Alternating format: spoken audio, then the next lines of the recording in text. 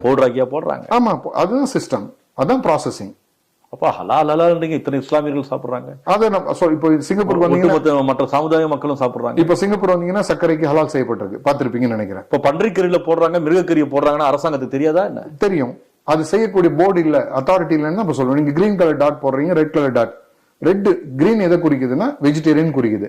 நான் vegetarian product சர்க்கரை vegetarian இல்லைன்னு ப்ரூஃப் பண்றேன். நீங்க சயின்டிபிக்கா எனக்கு ப்ரூஃப் பண்ணுங்க அது வெஜிடேரியன். அப்ப ரீஃபண்ட் ஆயில் ரிஃபைனாலும் அதேதான். எப்படி? எலும்பு கூடிய இதுல இருந்து எடுத்துதான் அது ரிஃபைன் பண்ண முடியும். சர்க்கரைக்கு நீங்க எலும்பு இது போடுறீங்க, பவுடர் போடுறீங்க, வெள்ளையா இருக்கு. சரி, ரீஃபண்ட் ஆயில் எங்க வெள்ளையா இருக்கு? ரிஃபைன் பண்றதுக்கு உங்களுக்கு தேவைப்படுது, என்ன தேவைப்படுது? ரிஃபைன் செய்யக்கூடிய ஒரு மூலக்கூறு தேவைப்படுது. உங்களுக்கு உதாரணத்துக்கு தண்ணியை சொல்லுவோமே, தண்ணியை பூமியிலிருந்து எடுக்கிறீங்க, எடுத்த பிறகு அது ரிஃபைன் பண்றதுக்கு உங்களுக்கு ஒரு ரிஃபைன் சிஸ்டம் தேவைப்படுது. அந்த ரிஃபைன் சிஸ்டம்ன்றது கார்பன், ஆக்டிவ் கார்பன் சொல்லக்கூடிய, நீங்க சொல்லுவீங்களா filter, water filter. Water filter is made with bones. Proof பண்ணுங்க, இல்லன்னு ப்ரூஃப் பண்ணுங்க.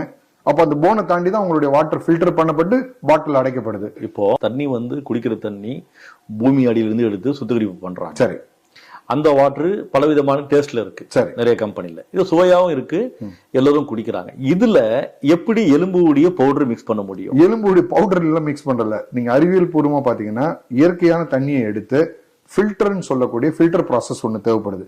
இது ஒரு ஃபில்டர். இதுக்கு தாண்டி தான் உங்களுடைய வாட்டர் கீழே வரும். இந்த ஃபில்டர்ல இருக்கிறதுக்கு பேர் தான் ஆக்டிவ் கார்பன் சொல்றோம்.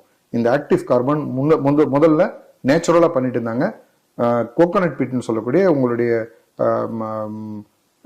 என்ன சொல்றாங்க, நார்ல வச்சுதான் முதல்ல ப்ராசஸிங் பண்ணாங்க. அதனுடைய காஸ்ட் அதிகமா இருந்தது. அதாவது மினரல் வாட்டர் வரும்போது இந்த ப்ராசஸ் இருந்தது. இன்றைக்கு அந்த நார் சம்பந்தப்பட்டது ரொம்ப அதிகமா இருக்கனால, அந்த ஃபில்டர் அதிகமா இருக்கனால எலும்புடைய ஃபில்டர் ரொம்ப சீப்பா இருக்கு. அப்போ ஒரு மேனுஃபேக்சரிங் எதை பார்ப்பாங்கன்னா எது சீப்போ அதுதான் கொண்டு போவாங்க. நீங்க ப்ரூஃப் பண்ணுங்க எங்களோட வாட்டர் ஃபில்டர் எலும்பு இல்லைன்னு ப்ரூஃப் பண்ணுங்க, நான் உங்களுக்கு பிரச்சனை கிடையாது. இந்தியா வெஜிடேரியன் சாப்பிடறான்னு சொல்லிடலாமே. இல்ல ஃபில்டர் பாக்குறோம், நாறு மாதிரி தான் இருக்கு ரவுண்டா. சரி, நம்ம வீட்லயும் மினரல் வாட்டர் யூஸ் பண்றோம். சரி, நாறு மாதிரி தான் வருது ஃபில்டர்.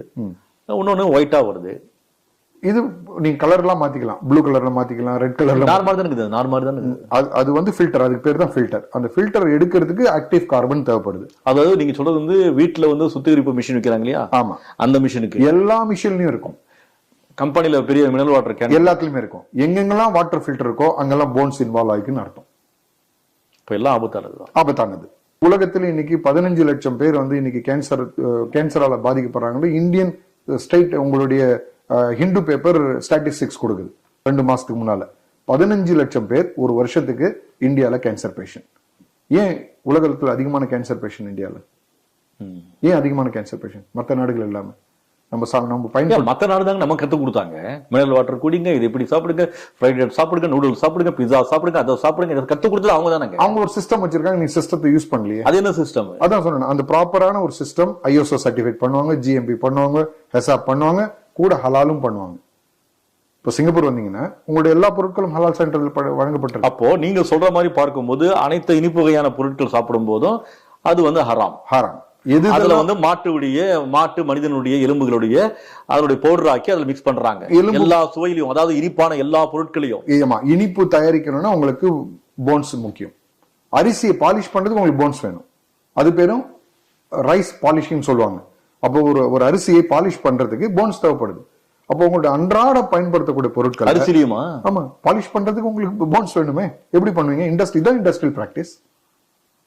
அப்போ நீங்க சாப்பிட அரிசி வெஜிடேரியன். நம்முடைய காலத்துல முன்னெல்லாம் பார்க்கும்போது அரிசி சாப்பிடும்போது ஒரு வாசனையா வரும், சாப்பிட முடியாது, ஒரு மாதிரி துர்நாற்றம் அடிக்கும். இன்னைக்கு சுத்தமா இருக்குங்க. சுத்தமா இருக்கு, ஆனா பாலிஷ் பண்ணப்பட்டதான் சுத்தமா இருக்கு. போன்ஸ் வச்சு யூஸ் பண்றோம். நீங்க ஆக்டிவ் கார்பன் எல்லாம் அதுக்காக நாத்தமா சாப்பிட முடியுமா என்ன? நீங்க பழைய முறைக்கு போக வேண்டியதானே. எதுக்கு நம்ம உலக எப்பப்பெல்லாம் உலகமயமாதல் வருதோ, மேசிவ் ப்ரொடக்ஷன் வருதோ, ப்ராசஸிங் இம்ப்ளிமெண்ட் பண்ணணும். ரொம்ப சிம்பிள்.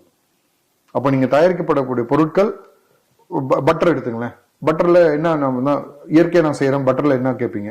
பட்டர்ல என்சைம்ஸ் கொடுக்கணும். என்சைம்ஸ் கொடுக்கணும்னா அதுல ரெனேட்னு ஒரு மூலப்பொருள் வருது. ரெனேட் கொடுத்தாதான் ஷெல்ஃப் லைஃப் 12 மாசங்கள் நீங்க தாக்கு பிடிக்கும். அப்போ ஃபேக்டரியில் தயாரிக்கப்பட்ட பட்டர்ல ரெனேட் கலந்து இருக்கும். ரெனேட் இஸ் கம் ஃப்ரம் பிக். அவ்வளவு ஆதாரங்களோட தான் இருக்கும். நீங்க ஒண்ணு பட்டர் கொடுங்க. ஆக மொத்தத்துல இஸ்லாமியர்களும் நீங்கள் மார்க்கத்தை பின்பற்றினாலும் நீங்களும் ஹராமான வியாபாரங்கள் செய்றீங்க. இஸ்லாமியர்களும் ஹோட்டல் வச்சிருக்காங்க, அவங்களும் ஒயிட் சுகர் தான் யூஸ் பண்றாங்க, ஸ்வீட் யூஸ் பண்றாங்க, எல்லாம் பண்றாங்க. கண்டிப்பா அவங்களை அறியாமலேயோ அறிந்தோ அவங்களும் ஹராமான வேலைகள் தான் செய்யறாங்க. அவங்களுக்கு ஹராமான உணவுகள் தான் ஒட்டுமொத்த மக்களும் சாதி மதம் இனம் பேதம் என்று உட்கொள்றாங்க. நீங்க ஹராம் என்று சொல்றது அறம் சார்ந்த உணவு இல்லைன்னு சொல்லுங்க, அறமற்ற உணவுன்னு சொல்லுங்க. ஹராம்ன்றது வெறும் முஸ்லிம்களுக்கு தான் புரியும். இல்ல நீங்க தான் ஹராம் ஹலால் முத்திரை தரீங்க, அதனால சொல்றேன். ஹலால்ன்றது முஸ்லிம்களுக்கு. அப்ப நீங்க முத்திரை கொடுத்தீங்கன்னா அது சரியான உணவு. முத்திரை கொடுக்கணும்னா ஒரு தனிப்பட்ட இண்டிவிஜுவல் மட்டும் முத்திரை கொடுக்க முடியாது. இதுக்கு பின்னால ஒரு லேப் டெஸ்ட் இருக்கு, இதுக்கு பின்னால ஒரு ஆடிட். நீங்க பண்றீங்களா? ஆமா, நாங்க லேப் டெஸ்ட் பண்ணோம். காசு கொடுத்தா முத்திரை போட்டுறாங்க. அப்படிப்பட்டதை ரெகுலேட் பண்ண சொல்றோம். இந்தியாவில் யாரெல்லாம் லெட்டர் பேட் வச்சுட்டு முஸ்லிம்கள் லெட்டர் பேட் வழியா ஹலால் கொடுக்குறாங்களோ அதை ரெகுலேட் பண்ண சொல்றோம். நம்மளே சப்போர்ட் பண்றோம். தவறு இல்ல. உண்மையாவே சொல்றீங்களா, உங்க வியாபாரத்துக்காக சொல்றீங்களா? வியாபாரம் இல்ல, சிங்கப்பூரை நீங்க ஃபாலோ பண்ணுங்க.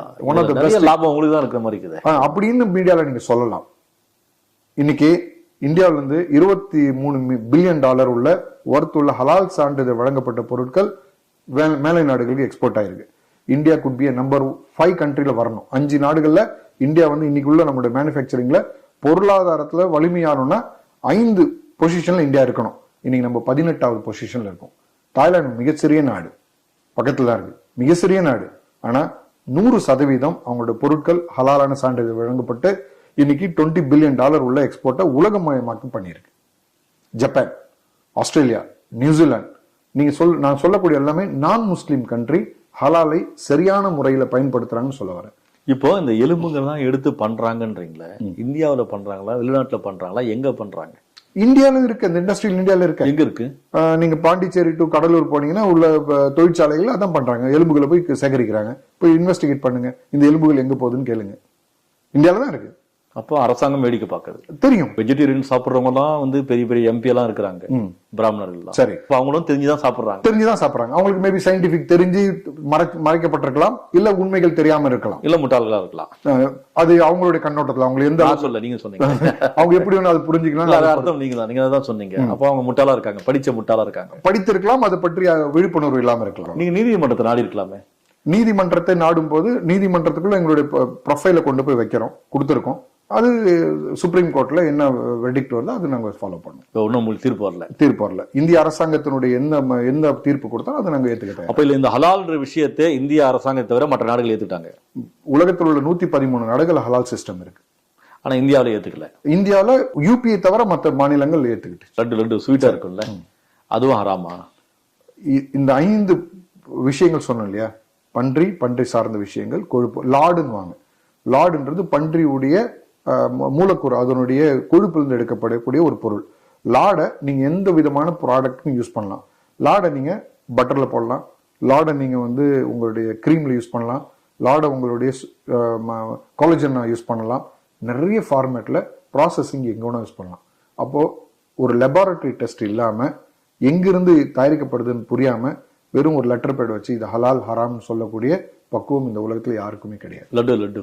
லட்டும் அங்கதான் வரேன். அப்போ இது மாதிரி கண்காணிக்கப்படாமல் தெரியாமல் அதுக்குள்ள போனதுதான் அந்த மாட்டுடைய கொழுப்பும் பன்றியுடைய லாடுன்னு சொல்லக்கூடியதும் டெஸ்ட் ரிப்போர்ட்ல இன்னைக்கு வெளியாகும். எங்க திருப்பதி. நீங்க தான் சொன்னீங்க திருப்பதி. திருப்பதி சொல்லவே இல்லையா? நான் லட்டு தானே சொன்னேன். லட்டு அது திருப்பதியா கூட இருக்கலாம். இன்னைக்கு நியூஸ்ல பார்க்கும்போது அது திருப்பதி. நிறைய பேர் திருப்பதி லட்டு பத்தி பேசிட்டு அப்புறம் மன்னிப்பு கேட்டிருக்காங்க, பாத்துக்கேன். இல்ல, இது நான் திருப்பதி லட்டுன்னு சொன்னது இன்னைக்கு ரிப்போர்ட்டை வச்சுதான் நம்ம பேஸ் பண்ணி சொல்றோம். நம்ம எதுவுமே வெட்டிக் கொடுக்கவே இல்லை. லேப் ரிப்போர்ட்ல லாடுன்னு ஒரு வார்த்தை யூஸ் பண்ணப்பட்டிருக்கு. பீஃப் டாலோன்னு 2 வார்த்தைகள் லேப்ல சொல்றாங்க. பீஃப் டாலோவும் லாடும் இது பன்றியிலிருந்து வருது, இது மாட்டிலிருந்து வருது. அதனுடைய மூலக்கூறுகள் சேர்க்கப்பட்டதா லேப் ரிப்போர்ட் சொல்லுது, நாங்க சொல்லல. எந்த லேப் ரிப்போர்ட்? அவங்க கொடுத்த லேப் ரிப்போர்ட், கவர்மெண்ட் கொடுத்த, ஆந்திரா கவர்மெண்ட் கொடுத்த லேப் ரிப்போர்ட். எதுக்கு? அந்த லட்டுக்கு. எந்த லட்டுக்கு குறிப்பிட்டு சொன்னோம்னா அந்த திருப்பதி லட்டுக்கு கொடுத்தது. திருப்பதி லட்டு சொல்லிட்டீங்க, பாத்துக்கீங்க. இல்ல, திருப்பதி லட்டுன்றது நான் சொல்லல, அழைச்சிடுவாங்க. நாங்க ஏற்கனவே மொட்டையோட தான் இருக்கு. ஆமா, நிறைய பேர் சொல்லி மன்னிப்பு கேட்டிருக்காங்க, வருத்தம் தெரிவிச்சிருக்காங்க.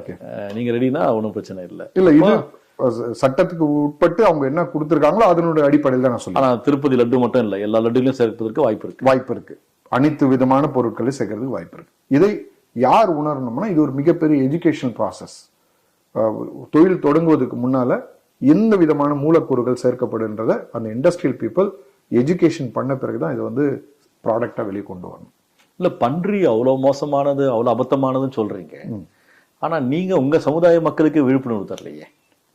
இது ஒரு லாங் ப்ராசஸ். இங்க வந்து இஸ்லாமிய அறிஞர்கள் அப்படின்னு சொல்லுவாங்க சயின்ஸ் உள்ள போகவே இல்லை. அவங்க வெறும் வெளியில இருந்து பார்த்துட்டு உணவு என்பது மிருகங்கள் சார்ந்தது, அது கோழி ஆடு மாடு இதுதான் ஹலால்ன்ற பார்வையில மட்டும்தான் ஷரியத் ஸ்காலர்னு சொல்லக்கூடிய இஸ்லாமிய அறிஞர்களுடைய பங்களிப்பு இருந்துட்டு இருந்தது. இது உலகமயம் ஆக்கப்பட்ட பிறகு முதல் இது இந்த நாடு ஆரம்பிச்சது மலேசியா. ஒரு 45 வருடங்களுக்கு முன்னால டாக்டர் மஹதீர் முகமது இது முன்னெடுக்கிறார். முதல் முன்னெடுப்பு மலேசியா நாடு தான் முன்னெடுக்குது. இன்னைக்கு இது $6 ட்ரில்லியன் கொண்ட ஒரு மிகப்பெரிய உலக சந்தையா மாறி இருக்கு. உலக மக்களுக்கு தரமுள்ள சுகாதாரமான உணவு கொடுக்கணுன்றதுதான் இதனுடைய மோட்டிவ். இதை நோக்கி தான் இன்னைக்கு சிங்கப்பூர் வந்து ஒரு நான் முஸ்லீம் கண்ட்ரி, ஆஸ்திரேலியா நான் முஸ்லீம் கண்ட்ரி, நியூசிலாந்து நான் முஸ்லீம் கண்ட்ரி, லண்டன் நான் முஸ்லீம் கண்ட்ரி, நெதர்லாந்து நான் முஸ்லீம் கண்ட்ரி. இந்த நான் முஸ்லீம் கண்ட்ரி தான் அதிகமான ஹலால் பொருட்களை உற்பத்தி பண்ணக்கூடிய நாடுகளா இன்னைக்கு மாறி இருக்கு. இப்போ ஹலால்னா நீங்க வந்து ஒட்டுமொத்தம் வந்துட்டீங்க. ஆடு மாடு இல்லாம, இனிப்புகள் இல்லாம, காய்கறிகள் எல்லாத்துலயும் வந்துட்டீங்க. காய்கறிகள் ஹலால் தேவைப்படாது அன்லஸ் அதர்வைஸ் ஜிஎம்ஓன்னு சொல்லக்கூடிய ஜெனட்டிக்கலி மாடிஃபைட் ஒரு காயை இல்ல ஒரு பழங்களையோ ஜெனட்டிக்கலி மாடிஃபைட் பண்ணும்போது அதை நீங்க உட்கொண்டீங்கன்னா உங்களுக்கு கண்டிப்பா அது வந்து உடல் உபாதைகள் வரும் லாங் டைமா. இதுக்காக நிறைய சயின்டிபிக் ஸ்டடிஸ் பண்ணியிருக்காங்க. ஜீன் சொல்லுவாங்க, ஜெனட்டிக்கலி இன்ஜினியர். இப்போ நீங்க கோழியை எடுத்தீங்கன்னா, ஒரு கோழியை ஸ்டெராய்ட் பண்ணீங்கன்னா, ஸ்டெராய்ட் மீன்ஸ் அது ஒரு இன்ஜெக்ஷன். ஸ்டெராய்ட் பண்ணீங்கன்னா 1 கிலோ கோழி வர்றது 2 கிலோ கோழியா மாறும். அப்படிதானே வருது? ஆமா. அப்போ